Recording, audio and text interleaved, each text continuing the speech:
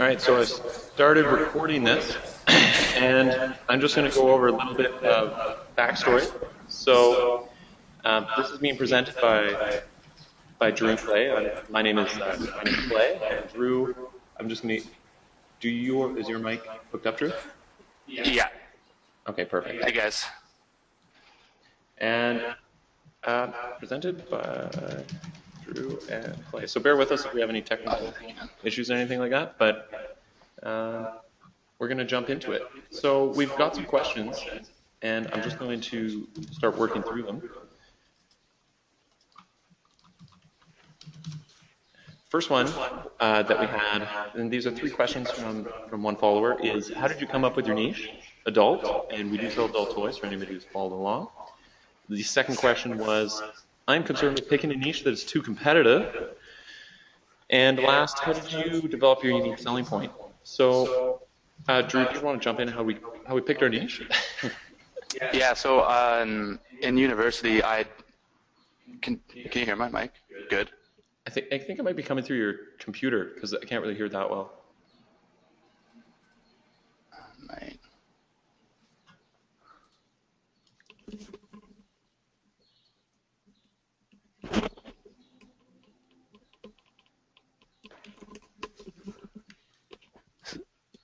Sorry guys, just one sec.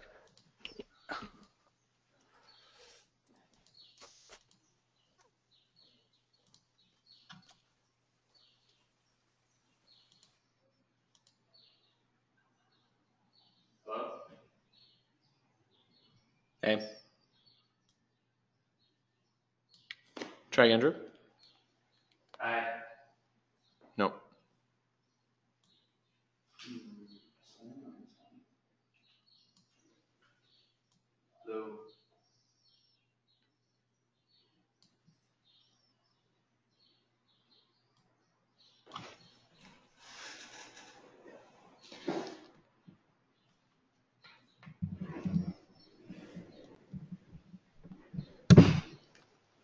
All right, can you guys hear me?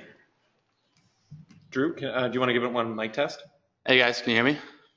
Perfect. I think we're going now. All right, so how did you come up with your niche adult? We're going to jump into this now, guys. Drew, how did we come up with this? Well, it started in university a couple years ago. We took business. So Clay did accounting, I did entrepreneurship, and then we had to take a final course, and we had to build a business for the course, and we had to generate revenue. So one of the guys I was in the group with had an ex-boss who had a bunch of sex toys because she used to run a sex toy shop. So we just essentially got the inventory off her and then just started it in the university as a project. And then we had to present that to the dean and business executives around Victoria. I went to University of Victoria in Canada. And that was the first parlay into adult toys. Didn't you have to present to well-to-do members of the community on your strategy? Yeah, our marketing strategy. And it was 5 guys, so it was 5 of us. We were doing passion parties, and it wasn't too successful actually. It was a poor model, but it got us knowledge. I kind of needed to hop in it when we first went into it. And now that we started, we were in Valley, we were doing affiliate marketing, and we thought that we had eventually wanted to move into building a real brand, a lasting brand. And the reason was we wanted to have something that was a longer, a bigger asset value than an affiliate marketing campaign. Yeah, right? Exactly. That's a little bit, it's just not super long standing. Other than the skills you learn and the cash that you make, the affiliate marketing is, I didn't see it as the long game. And I'm talking by long game, I mean 5 to 10 years. And I made enough money with affiliate marketing to live in Asia for 10 years. And I could have just been living a lifestyle, but I decided to keep going and push it a little harder. Yeah. And we decided to get into a product business, and that's when we said, well, let's jump into adult toys. It'll be funny. Yeah. We'll probably fail. Yeah. And then we'll move in and we'll niche down into something more specific. We thought we'd fail originally. Yeah. But we had a friend visit us in Valley. He runs a very successful t-shirt business. Yeah, and he was our mentor. He's the one who kind of got us started. Yeah. And that's pretty much how we got started. And then we just kept hammering. We hammered for so long. Yeah. We figured a few things out that managed to. We figured some stuff out that we thought, we might actually be able to compete here. Yeah, which is largely due to the PPC that we first learned when we exactly started. Yeah. Just as one last check on the technical side, if this is going completely wrong and you can't hear me and I can't communicate with you, can somebody email me? You check questions right there. How do I check questions? Right there. And then. Oh, sounding much better. You fixed it. Okay, good. Good. Yeah. Oh, yes. Oh, everybody's already been talking. Yeah, I can see it on my computer. Oh, wow. Yeah. So everyone's responding?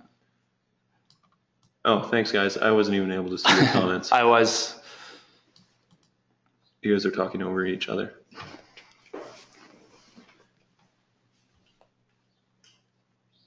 We're going to fix the talking over each other. I think we got that out now. Okay. All right, yeah. So I can read loud and clear. Perfect. Good. So that's kind of how we got started with adult, which I'll just put in green there. Next question was, I'm concerned with picking a niche that's too competitive. Yeah, good. Thanks, Eric. I'm concerned with picking a niche that's too competitive. And we talked on this in the first week of the e-commerce course, the in-depth one. Yeah. And actually, the thing about whether a niche is too competitive, that's kind of a general way of looking at it. Mm-hmm. There's a lot more important distinctions that you should think about. And the example I'm going to give here is if you go to Amazon and we start, say, browsing around, looking at digital cameras, and what you can see up here is how they start separating. There's camera and photo. And if you're picking a niche, let me just make sure this is all centered. The first distinction is how broad is your niche. And if you're looking at Amazon here, you can see that it's camera and photo here, and then it breaks it down into digital SLR, lenses, compact camera systems, point and shoots, camcorders, accessories, bags, and cases. So broad is camera, what is that? Camera and photo. Specific is, say, lenses. And an example here would also be, say, broad, sporting equipment. Specific would be cycling equipment. And very specific might be extreme mountain biking equipment. Yeah. And what this does is, if you're picking a niche that's too competitive, that might just mean that you're picking a niche that's too broad. You're thinking too big. And you can compete and make a very good amount of money in very specific niches. And so the distinction you should first think about is how big is the niche that you're attacking. So me and Drew were very aware that when we were attacking adult toys, we were jumping into the broadest possible niche. Yeah. And that there's a lot of subsection, more specific areas within adult toys that we could have gone into, and that would have been a lot easier, but we thought we would just tackle the broad one just for the learning experience. So I guess what I would have to say to you is the first distinction is your niche too competitive? Think about it in that context. How specific are you going to be getting? Yeah, and even if you get very specific off the bat, you can always move, like say if you started out with extreme mountain biking equipment, you can always, once you get that, you become an authority in that or a successful store in that, you can always move into other types of cycling equipment. You don't pigeonhole yourself. Yeah, and this changes if you can think, if you're selling sporting equipment, how does it change how you would market on your social media channels, on your Facebook channel, on everything like that? Or if you're getting very specific in your marketing extreme mountain biking equipment, it's a lot easier to access through targeted ads, through social media type content. It's a lot easier to access the audience that would buy. And then also, it's quicker to become an expert, right? Yeah.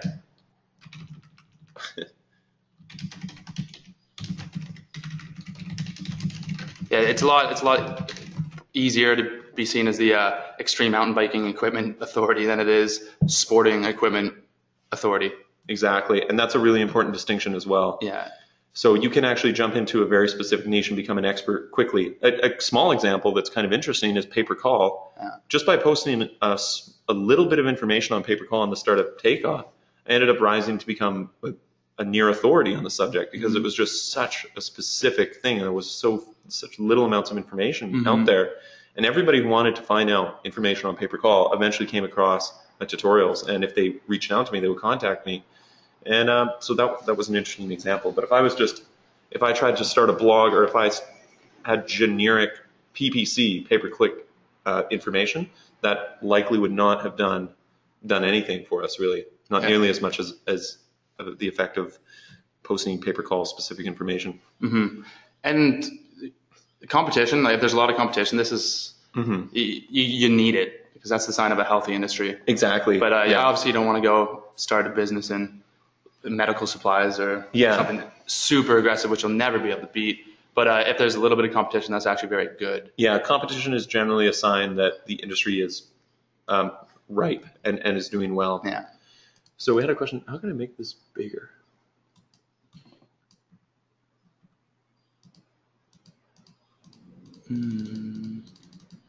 Okay, so I'm just going to ask, answer these questions here. Do you look at Amazon sales ranks? Oh, there we go. Do you look at Amazon sales ranks? Yes, we do. And the top 100 is the dynamic category with, and if you're selling, you can look at the top sellers, obviously to get an idea of what's pushing product. But the other thing is too, is if you can get your product into that top 100 in its category, you can make a lot of money, but you have to be manufacturing, you have to game the Amazon system. So the question right now is, do you look at Amazon's sales ranks? And there's a wealth of information in that. And I'd be more interested even in trending categories, because trending products are a lot easier to jump in and compete, right? Unless there's some distinct advantage that would slow you down from entering the market. Yeah. Another question we have from Ron here is, he wants to know, how are you driving traffic through AdWords, Facebook, SEO? So I guess Drew, you can take this one. How we're driving traffic personally, I guess, for the adult toy store. Yeah. So we started affiliate marketing, so we knew that going into this, we could start driving traffic with Google and Bing, so direct advertising, PPC. That's our main traffic driver, because that's just where our skill set is. That's where we knew we could separate ourselves from the competition. A lot of the people in our industry, they're run by ad agencies. And ad agencies are very limited as to what they can do on search, so they're not too creative. They're really plain, boring advertising. So we kind of went in there with a different way of advertising that was more emotional, that you just know that a big company that's 40 years old with brick and mortar stores, they wouldn't catch on to that, because they're not in charge, essentially. So PPC is our main driver, because that's our main skill set. But we also get SEO as well. That was actually turned out to be very large. Very large, yeah. And you learn. And it wasn't even a focus. Yeah, exactly. You learn a lot along the way, actually. And then you learn what's going to be bigger potential. So now we've actually realized that our email list that we've been building is the largest potential, bigger than PPC. Yeah, so we spent about a year and a half driving about 1,000 visitors a day with PPC. And we never touched the email list once, because we're just too busy trying to optimize our PPC accounts. And then we just had this growing email list. And we're like, what should we do with it? And then once we decided to start emailing it, it was like, boom, we made $1,000 on the first email we sent. And we're like, holy shit, we should have not let this thing just sit so long. So our biggest ones personally are PPC, SEO, and our email list, which drives traffic on an ongoing basis back to the site. But like if you're going in a niche, you need to kind of do your due diligence and find out what platform you need to be on. So for cameras, if you're selling cameras or camera lenses, you're probably going to want to be on PPC, because that's probably a lot of search traffic, keyword-related search traffic for that. We also want to be on visual ones as well. So adult toys, you're kind of limited. We're limited. Exactly, yeah. So in the how are you driving traffic, you have to think about where do your potential customers, where they hang out. Yeah. And the example I give here is adult toys versus women's purses. If you're selling adult toys, nobody's going to share that content on social media. But a women's purse, that's like Pinterest. There's going to be like high resolution photos all over the place. People are going to be sharing the stuff that they love. Yeah. So the type of product you have and how consumers relate to it has a very strong impact on how you're going to drive traffic. Yeah. Really. So we need to be, and just how you think about the products that you're selling and the channels you're selling it on. Yeah. It's absolutely essential that you figure that out. How to reach your potential customers is huge. Yeah. If you're advertising on Pinterest but they don't use Pinterest, then you're gonna be in some trouble. Yeah, and you'll figure that out. Like we had a big mind map on the wall. Do you remember that? Yeah. Where we talked about, we tried selling adult toys on Tinder, we tried emulating our location in places and having bots that would go through script. Doesn't work, by the way. Doesn't work yet. No, it doesn't work at all. So, but I mean, when you're starting your business, you'll try a lot of stuff. And we tried a lot of things, Don't be afraid to either. Airbnb, which is a multi-billion-dollar company, when they started out, they were spamming Craigslist ads.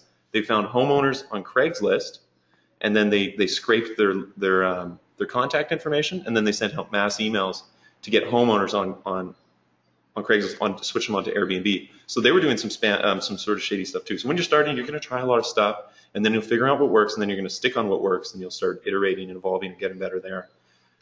So yeah, that's kind of how are you driving traffic, and some advice I guess we have on how you should think about driving traffic. A lot of it has to do with your skill sets. Like, yeah, what are your skill sets? Yeah, you need to take. What are you bringing to the table? Yeah, exactly. So next question, Dean asks, what's the quickest way to reach parity?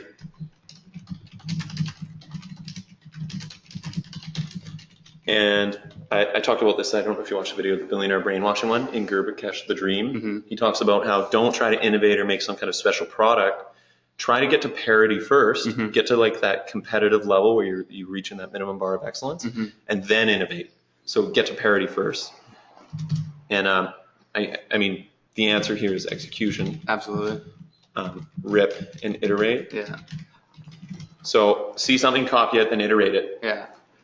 And use your intuition though, and due diligence. Like every industry has a leader. Exactly. Every industry has a leader. No matter find how the big or leader. small. Yeah, exactly. And try to find the leader that is most recent, because a lot of times incumbents are actually poor models. Mm-hmm.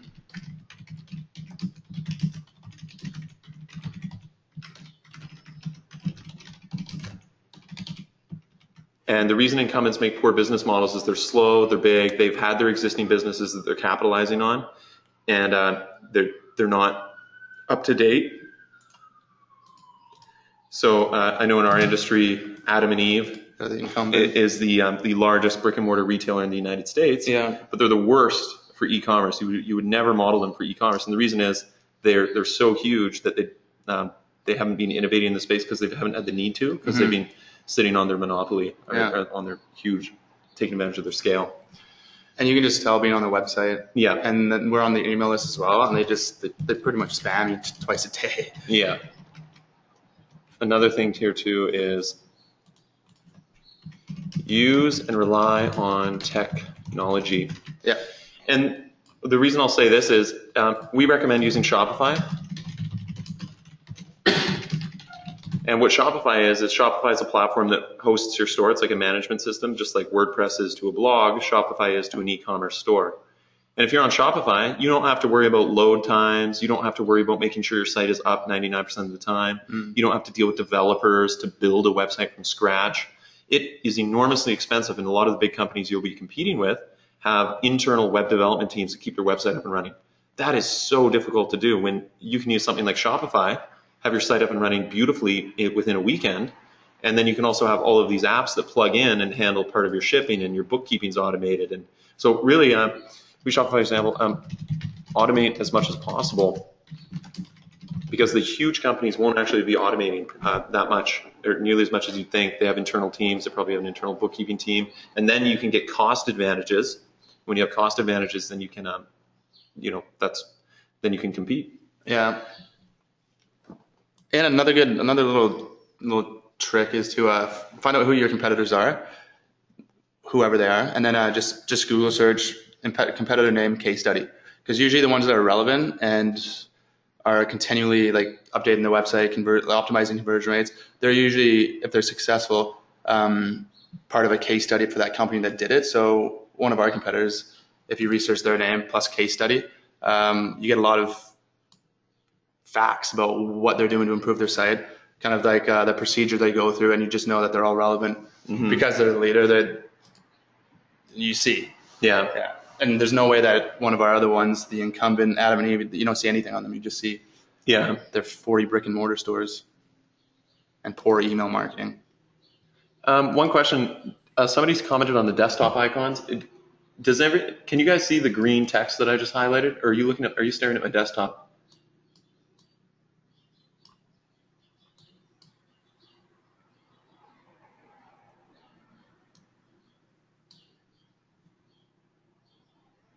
You can see the green text? Okay, perfect.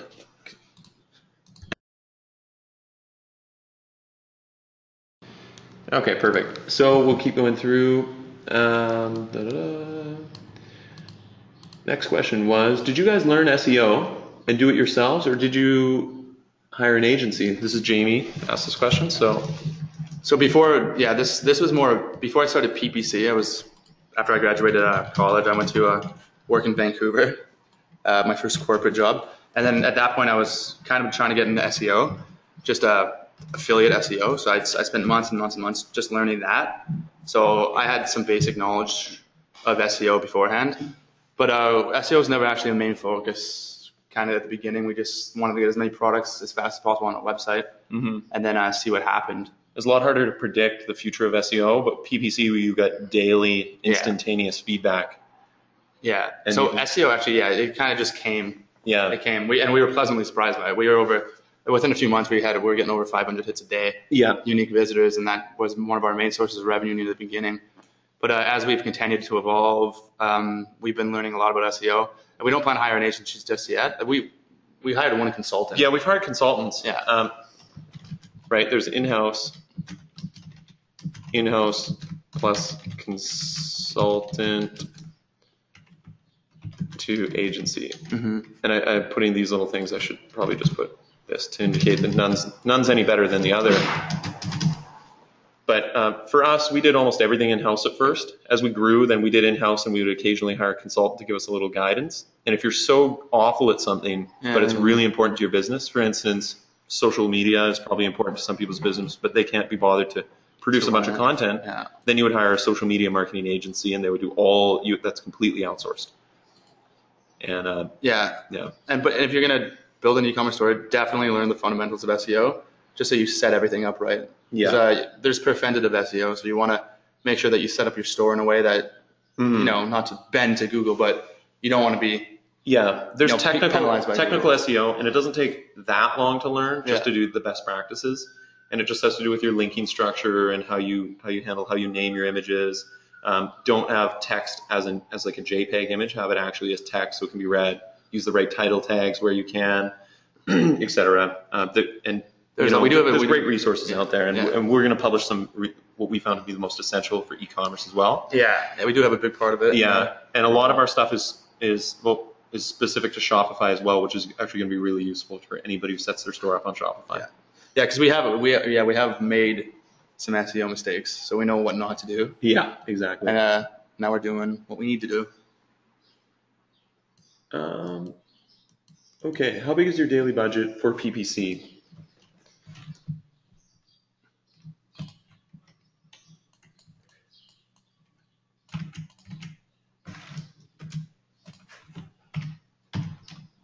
Our budget it all depends on if it's a positive ROI, right? That's very, very important for any potential PPCers. Yeah. ROI. know your metrics. So if we have a positive ROI, we'll spend anything. We've spent $1,000 a day for e-commerce, and we've also run it lean. But the thing is, you got to watch it. It's an equation between how much you're paying per acquisition, how much profit you're getting off each one, and if you can raise your bids and you're getting less profit per sale, maybe you're pushing more sales overall, and that's just adding to your bottom line. The other thing though, with PPC, not many businesses profit on direct response. And this is pretty much how we built our main one, is off PPC. Yeah. So, and this is an important thing to keep in mind here. The reason not many businesses profit on direct response is because it's an auction. And you're competing with big companies. And a big company was going to do one of two things that drive up the cost and make it incredibly expensive.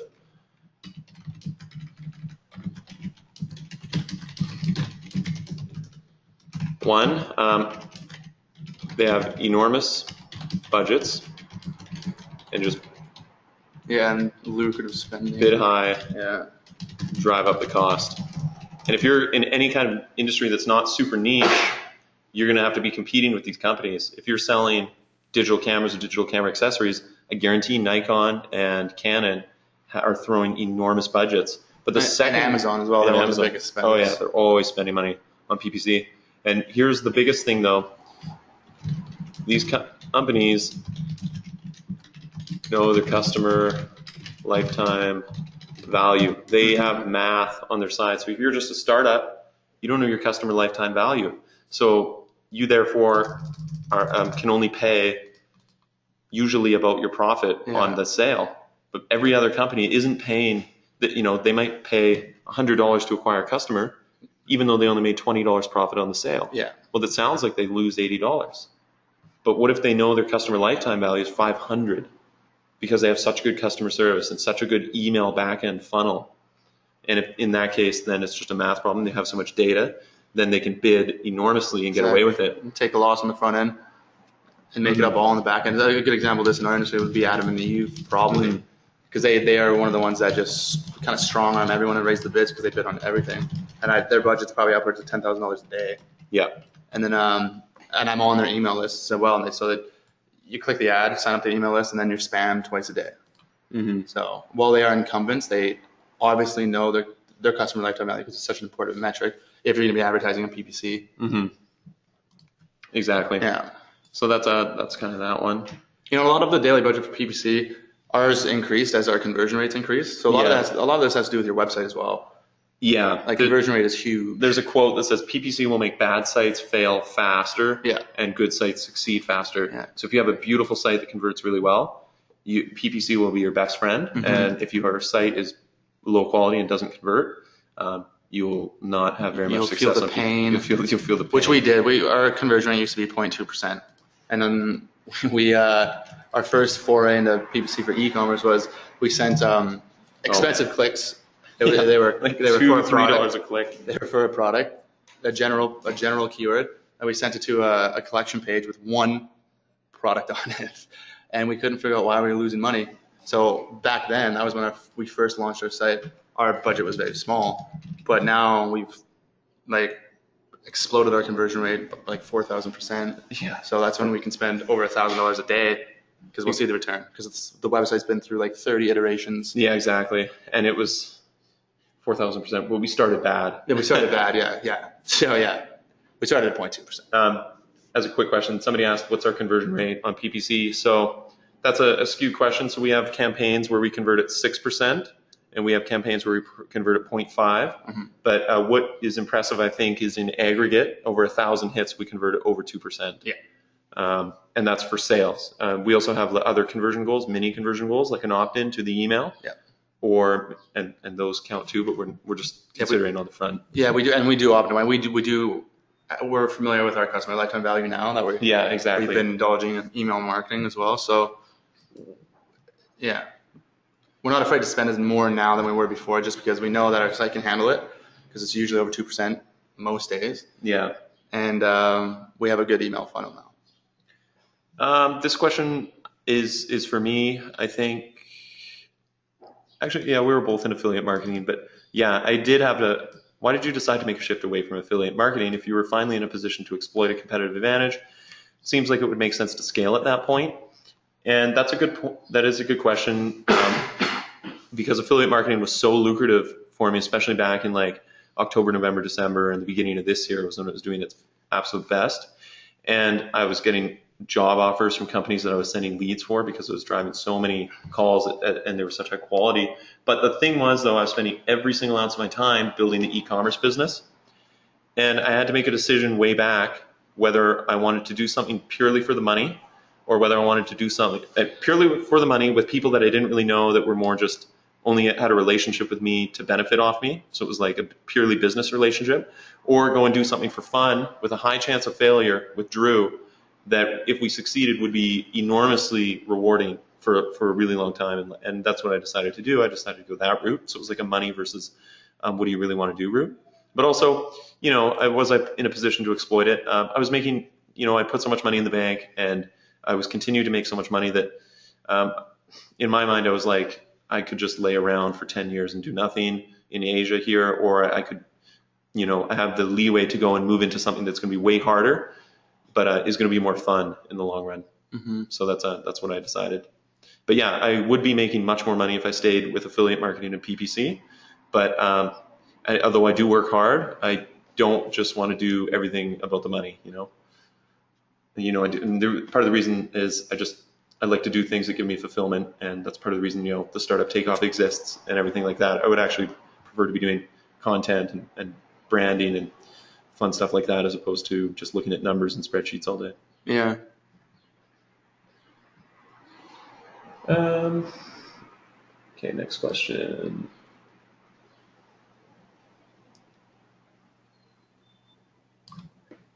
Ron asks, are you drop shipping or are you doing Alibaba? So when we first started, I'll tell you the backstory. We had a friend who was running the t-shirt business. He came and kind of gives a kick in the ass when we told him what we kind of wanted to do. We were thinking about it. And then he's just like, we'll just go on Alibaba and do it. So we started originally by buying some products. We bought 10 products, which we bought off Alibaba and sourced through Alibaba, and then added them to our website as we were doing dropshipping as well. So eventually, dropshipping completely overtook it, and our 10 products became irrelevant. We still sell 4 of the main ones, but we have about 2,800 dropship products from 3 different warehouses. So dropshipping is our main source of income. It's actually about 95% dropship. Exactly. Yeah. So dropshipping is it, and you can make it work. Dropshipping you can take it really, really far, but it is industry dependent. So I've noticed that in our industry, it's kind of a small dropshipping community. There's major companies, and they all kind of battle each other. So it's really good. They're high quality suppliers and manufacturers, and it's pretty easy to find them. In other areas, it might be a little bit more difficult, or dropshipping is not as popular, but we dropship. Yeah, and at first too, the thing is that if you're considering dropshipping versus manufacturing, if you manufacture, that's a huge investment. Yeah. And of course, you're thinking about the money investment, but it's an ignorant investment if you don't understand the industry really well. So for us, we manufactured, but we didn't know what products were the best sellers. We didn't know how easily we'd be able to push it. Exactly. But now that we've been in the industry so long, dropshipping, if we decide to manufacture again, we're going to manufacture the products. We have proven sales data, and we're just going to swap the product description of the product we're selling a lot of. We're going to sell the one that we manufacture, and our margin goes from 30% up to 80%. Yeah, we would do it a lot better. So if you're starting out, I would definitely recommend dropshipping. Yeah, because it's just for the cost effectiveness, the time, just everything involved. Dropship all the way, and eventually, get to know your market, get to know your industry, get to know your products, get to know your store, your customers, and then start introducing products which you know to be sellers. Yeah, and then the risk is gone. Yeah, and a mixed model works really well. So if you are set on going to Alibaba and your product isn't super unique, maybe manufacture just one, but spruce your site up and add more products to it by finding somebody who will dropship. Are you willing to share what your initial money investment was before you started making profit? How was the split between product, marketing, apps, the initial investment? So like we said, we did everything in-house, and we never got agencies or consultants. And we usually would decide, because we had time, and actually this ties into another question here. Jurgis asks, how slow can I go? I have time, but I don't have as much. I have time. How slow can I go? Is there a minimal speed that you would suggest? So I'll not have much time for my business just now. Okay. Yeah, so there's a money-time trade-off here. So we had enormous amounts of time. If you're familiar with the startup takeoff, we moved to Asia. Yeah, so we had nothing but time. We had nothing but time. So we would just hammer our heads against the wall and fail and fail and fail over and over until we were good enough to not require an agency and not require a consultant. So if we're doing our email marketing, we had to read the 40 articles on email marketing and send our first 100 emails where most of them were really poorly done, and then take the data and improve and improve and improve.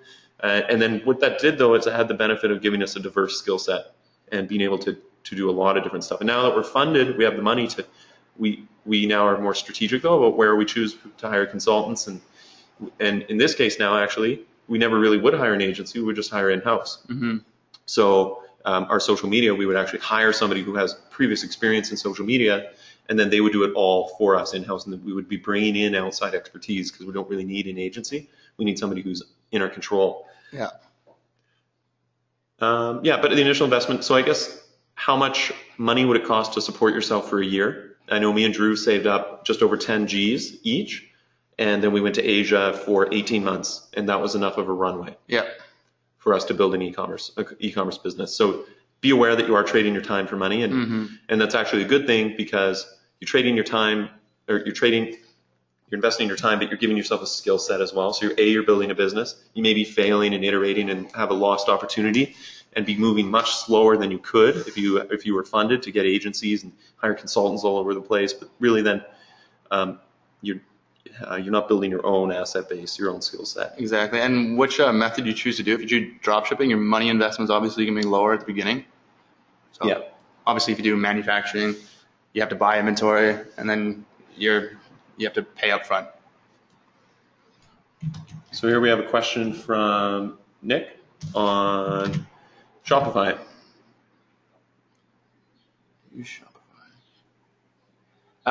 We use Shopify for our entire store. So we've kind of taught ourselves, well, actually, at the beginning, we just were trying to update it ourselves and completely customize our design. We found a good theme, and then we just customized it and learned CSS and, it's parts of JavaScript as we went along. And we're proficient at that now, but now for the bigger problems, we do outsource it. So we have two VAs, not VAs, but two web developers that we got off Odesk. They're from India, and they work as a unit. Yeah. So one's really proficient in JavaScript, and the other in CSS, and other forms like JSON and other forms of code. So if it's something that's out of our grasp, like we recently added a cart feature to our website, and at this point too, keep in mind you'll get to a point where it doesn't make sense to keep learning. Yeah, exactly. Oh, I can hire somebody now. We have a bit of extra cash. Yeah. They'll be able to do this super advanced thing that I'll never need to learn again. Exactly. And implement it for and it's high leverage. $300, and it's high leverage. Yeah, so it's a few $100s. We outsource the big ones now, but if it's just touch-ups or customizing CSS, that's us because we kind of taught ourselves that over the span of the last year. But we outsource the major changes. So we actually have a store that not a lot of Shopify stores have because it's completely custom. Which is part of the reason why it also converts so much now. Yeah, exactly. And being on Shopify has just been great. Shopify is great. We have one more question, but you were funding with pay-per-call. For a while, I was funding for pay-per-call towards the end. So, I mean, we dipped our 10K. We probably spent about $10,000 each, probably in the $15,000 by the time you total it over 18 months in Asia. Yeah, that includes living. That includes living. Yeah. So, I mean, in the last, probably from November, December, January, pay-per-call money supported us. But now it's completely out of retained earnings, and the company is self-sustaining. And we did a lot of things the long way, which looking back now, we kind of know we weren't being as effective as we could have been. So if we take on a task now, it's like we execute much more proficiently than we ever did. Yeah, back in the day, there was a lot of spinning our tires way back.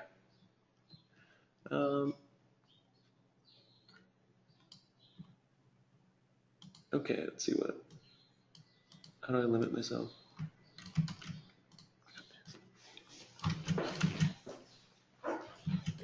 There we go. One more question here. Is it smart to limit yourself to a single country or market?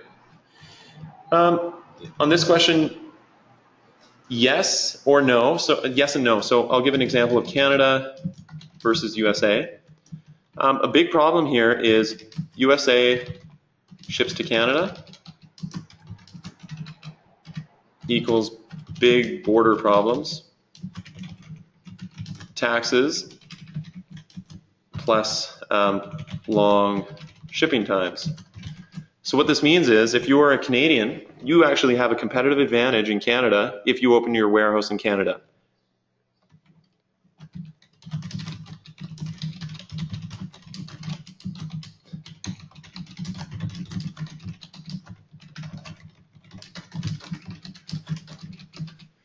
And the reason is you don't have to send your products across the border. You can get it there faster, and there's no taxes across the border. That's the essence of a competitive advantage. But you'll obviously be able to guess here. If you're in Canada, you limit the size of your market. So it's actually really easy to carve out small competitive advantages like this, but it's really difficult to compete on the biggest scale. And the biggest competitive advantage you can have is economies of scale, or a monopoly. But I mean, you can compete with monopolies by doing something like, say, this.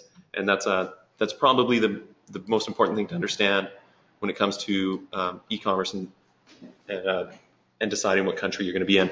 On the other thing, though, is if you're retailing common-ish products, you can get drop shippers in multiple countries. Yeah. So we retail like the big brands of products that a lot of people might be familiar with, and just like the corner store sells all kinds of razors, they sell Bic razors, Gillette razors. These are common products that can be found in multiple places. So if you get the universal barcode that identifies a product, you could have a European dropshipper, a North American dropshipper, and an Australian dropshipper. And if you ever get an order, you just route it through intelligently through the closest dropshipper to your customer. And then you can be a worldwide brand. You can advertise all over the world, and you can run your advertising campaigns in multiple countries, and you can still achieve great shipping rates, and you don't have to deal with borders and customs. And you can do that because you're reselling products that are somewhat common, that can be found in many different dropshipping directories, or many companies are willing to dropship it. So that's one thing to think about as well. Yeah. But don't let that slow you down, though. If you can only market to the United States, I wouldn't consider that a make or break. Exactly. And we had another question here. If you have any lessons from shipping internationally? Yeah, borders are a huge pain in the ass. If you can, for time and money. We have things turned around. We have things held up in borders. Tracking numbers don't continue beyond the border, so it tracks it to the border and then it stops. Those are the big problems with shipping internationally. That's probably what I would have to say on that one. Let's see here. I think we're almost caught up on the questions. One of the things here was, do you have any suggestions on yeah, so keep firing the questions in, guys. If we haven't covered it all, we'll make sure to get to it. We wanted to take the chance at the end here to ask any more questions about the actual course for people. We didn't get the 10 signups, so we might not go through with running the 12-week course, mostly because it's a lot of time to create the content. But if you go startuptakeoff.com/freedom, you'll see the 2-hour video. There's a video where I explain what's in the 12-week if anybody wants to investigate the mentorship course. And the way we're going to structure it is anybody who goes on it will last 12 weeks, and you get put into a Skype mastermind with me, Drew, and yourself. And then we were going to do it with other members, but we decided we'll just do a private Facebook group if anybody wants to connect. So everybody in the course will have access to a private Facebook group, optional, if they want to connect with other members. And then there'll also be in a Skype mastermind with just me and Drew and yourself. There's a PDF which you can download, which goes over the syllabus, each of the 12 weeks. Yeah, we go pretty in depth on a lot of things that we're going to talk about. Yeah. And let me just zoom out here. So in the syllabus, we go over each of the weeks and what we hope you're able to accomplish. And we started off right at the very beginning on niche selection, which I touched on in the 2-hour video, but the problem was I just didn't have enough time in the 2-hour video to go over everything. So we give some really specific techniques for going through your niches and finding and evaluating them, and that'll help you have the distinctions and understanding you need to make a better decision. Because when you do decide to go in and start a business, it's a big decision, and it's a big investment of your time. So it's important to take advantage of everything you can at the beginning. And then probably the most value we can give people is in the middle, when we start talking specifically about advertising methods. And the advertising methods that we talk about are PPC and SEO, and the PPC techniques we have, that's mostly because we did so much affiliate marketing. That's the most value that we can give people. But there's stuff I didn't want to give away free on the 2-hour video, mostly because if the video gets 30,000 views, I don't want 30,000 people seeing some techniques that we have. Yeah, and a lot of it we do dive into our own campaigns and stuff. And yeah. You'll actually get to see our website. Yeah, which we also didn't want to give away really in the free 2-hour video. I'm sure it leaked somewhere. You could have seen my desktop or something like that. That was probably happened. Yeah, so if anybody has questions about the mastermind, go ahead and ask. We'll be feel free to answer those. And we were going to do, if you were going to sign up to the course with a business partner, just let us know and we'll give some sort of a discount if you go 2 people. But the one last thing here is, one second. Okay, we've just got a bunch more questions here. Good.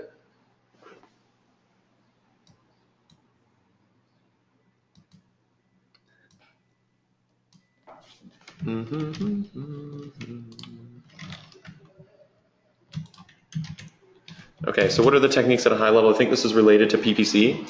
These have to do with a lot of stuff with bid adjustments, policy, not manipulation, but policy. What is it when you morph to something effectively? Take advantage of policies.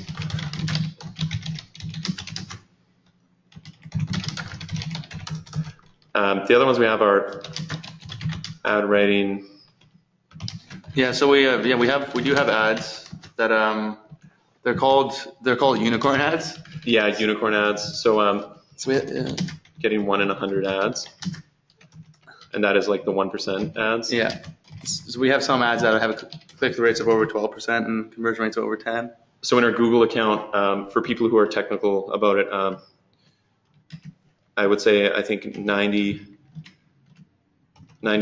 of our keywords are quality score 10 out of 10. And we pay on average 30 cents a click because of that. Our CPA is, it's down to about $15 now, and it started well over 100. Yeah. So we're able to acquire customers in a super competitive niche with a $15 CPA. And a lot of this has to do with how you organize, how you do your keyword research, how you organize your account. And a lot of it is built off fundamentals, right? Only have, your 5 to 20 keywords per ad group, have it really structured well.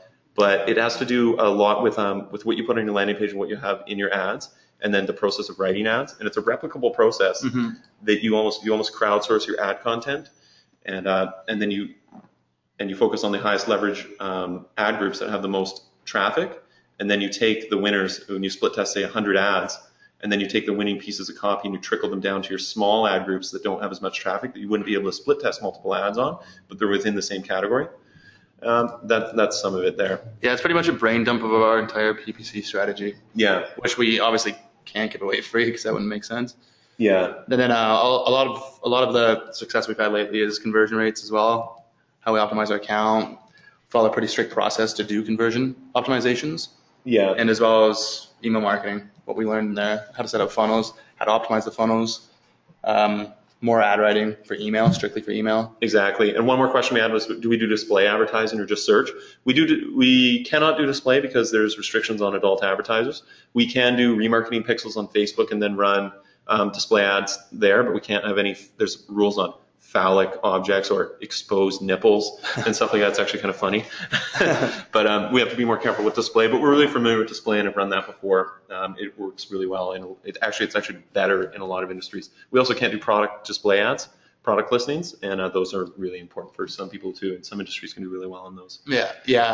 E-commerce is really, really big for product listings. So when we first started, we were able to, but a few months ago, I think like 6 months ago now, Google came out with an update where they stopped allowing us to do product listing ads. Yeah, because they don't want adult toys, right? There's a problem if somebody who's like a child or somebody's family member is searching something, they don't want adult content showing, so that's why there's no display. Yeah. We'll just whip through the PPC questions here. Launching pay-per-call on Google, do you regular ads or PPC ads that are call only? Call ads, although now that we're so familiar with email marketing, I believe there's a huge potential in also sending leads to a landing page with an opt-in, get their email, put them on an autoresponder, because now that you, once they've opted in and you have them on an autoresponder, you have a chance to send them infinite number of emails every single day. Oh, yeah. Especially if it's on a topic they're interested in. You give value in the email, and then you have your phone number, which can convert in every single email, which is free to email them essentially, even though you paid for the lead. So actually landing pages can be beat. There's also in-browser phone calls. So if somebody, if you do PPC ads and they just get a call, you lose you don't have any demographic data, but if they land on your landing page and they call, you can now track their demographic. And if you can track their demographic, then you can optimize your bid adjustments based on age and location, et cetera, a lot better. And based on interest. And you can do it because Google, once they land on your landing page, you have the Google Analytics tracking code on your landing page. Then you go into Analytics and you see the demographic. Okay, they're X age, they're interested in this, and then you can run Facebook traffic that's similar to the landing page that'll convert higher. So that's going to be interesting, very powerful. Will you cover this in your course exactly? Yep, the whole week 6, 7, and 8, we go deep into PPC. And for people who take the advanced or the active membership, we talk about this on the landing page. So just go through the landing page and see. We break down exactly what's involved. We offer at the 1 month in, we do a consulting call with me and Drew, and we talk about anything you want. And at the 2 month point, we'll do an AdWords audit, and we'll either, if you don't have your AdWords account set up, you'll live watch us go through our thought process, and we'll actually set up your first campaign. We'll do the keyword research, or if you're more experienced and you have something set up, we'll jump in and we'll do a consulting role, and we'll take a look at how you have things set up and give you suggestions based on what we know works. Yeah, we pretty much guarantee that. We're guarantee you'll get your first traffic and probably your first conversion. On top of that, we're also running our site live, our example, our dummy site, and you're going to be seeing all the stats, our sales on that one. You're going to see how we optimize to profit and what our thought process is there. Yeah, that'll be fun. Yeah. Okay, so the next question we had is, when should the Mastermind course start? So it's actually already started. We just launched it now, yesterday, just to a small group of people. And if we get 10 signups, we're going to continue for the 12 weeks. Yeah, because the personal coaching and starting another e-commerce business is what we promised to do, but it's going to take so much time that it needs to be. And for the people, when does the Mastermind start? Here, 1 second.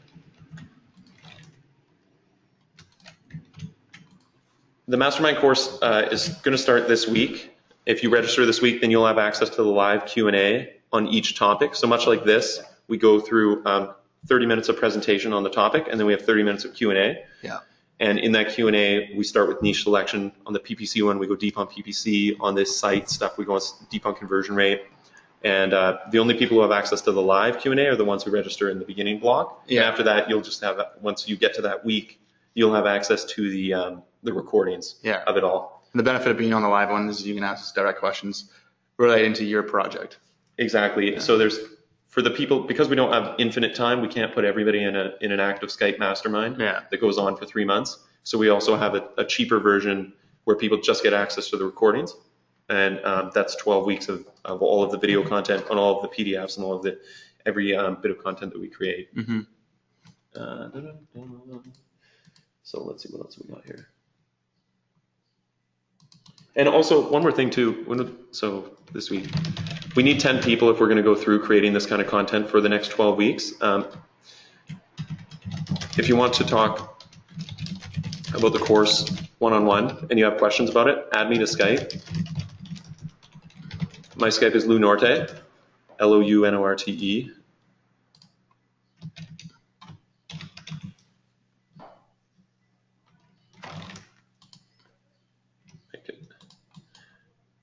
And we can privately talk. I have no problem, going through anything that you're curious about.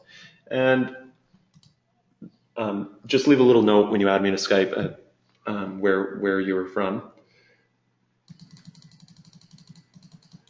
Sorry, I'm just going through the questions here.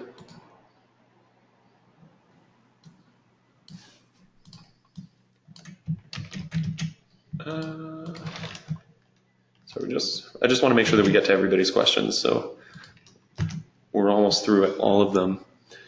This is back to the making a business and moving overseas here. How much experience did you have in e-commerce before you traveled to Bali? If you're planning to move to a country at a lower cost of living, when should you make the jump? When you have 10K, 20K? I made the jump when I had 6K, and then I had a tax return when I was about 7 months in for another 4K. So so all in all, it was 10K for me. Yeah. But I didn't know about I was getting that tax return, so it was 6K for me because I just kind of realized that I just needed to make the decision to go, and I'm gonna have enough time when I'm there to figure it out. Yeah, and you got to keep in mind too, if you go and you actually go hard and you're working on your own business, you're going to be building your skill set. So even if you fail and you end up back home, you're in a way better position to do a local consulting or a local business. God, at this point, it would be so easy to start a local with everything we know, to go and help local businesses with their online. For sure. So much more, skill sets and knowledge than we had before. Yeah, exactly. So I would say 10K. Yeah, 10K. That's definitely safe. In Ballet, we actually we didn't slum it as hard as we could have. In Ballet, we were still spending about $1,000 a month in rent. Exactly. Yeah. So somebody you can do it better. Daily, weekly, monthly. Yeah. It was $1,000 a month. Yeah. So you can do it much better than we did. Yeah. And then you can prolong that even. And I mean, I don't even know what much better is. Like we're 220. When we moved there, we were 23-year-old kids, and we had maids, pool boy, gardener, and we were living on $1,000 a month each. Yeah. So eating a lot in restaurants. It's pretty good. What was your daily monthly budget? Yeah, it was about $1,000 a month. Oh, we got another interesting question here. Any advice for not getting banned on AdWords? Yeah, I have a lot of advice on not getting banned on AdWords. Yeah, so there's actually there's a company called Success Media in Vancouver. They're the largest digital marketing company in Canada. They do SEO, PPC. The founder and owner of that company was banned from AdWords. Mm-hmm. There's a lot of people that say the game doesn't start until you're banned, which is kind of amusing. A rite of passage. Yeah. How to get unbanned or circumventing a ban on AdWords. Just follow the policies if you want to. If you're doing affiliate marketing or whatever, follow the policies if you want to stick long term. Yeah, and I mean, affiliate marketing is the highest risk of getting banned. Because in affiliate marketing, A, you're probably starting out and don't know what you're doing. Yeah. And B, you're probably running traffic. Half the offers are shady. Mm-hmm. So it's super high risk of getting banned. Yeah, I was making on mine. I was doing the virus ones back in the day, or like 6 months ago. And I was making $1,000 a day. Yeah. For a while. Then overnight, almost it ended. So it wasn't fun. So you follow the policies, stay updated, and just don't do anything wrong. But like Clay said, affiliate marketing is the one spot that you're kind of always treading that line anyway. Yeah. So. And another thing was, how do you get unbanned or circumventing with an exclamation mark? The thing I would have to say on this is, once you have an incorporated company, things get a little easier, and the reason is you can do things within the entity of your corporation. Yeah. So that's the big hint that I'll give you. Yeah.